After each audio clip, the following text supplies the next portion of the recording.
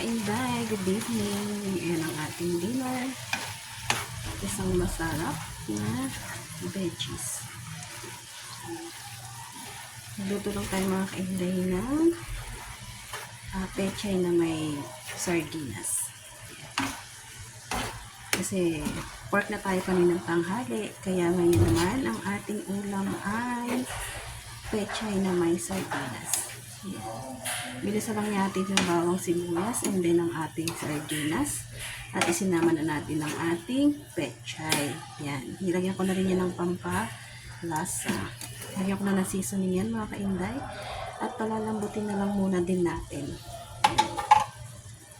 So yan mga kainday ang ating ulam.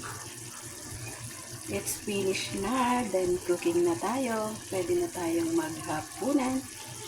Ayan ang sardinas with pechay.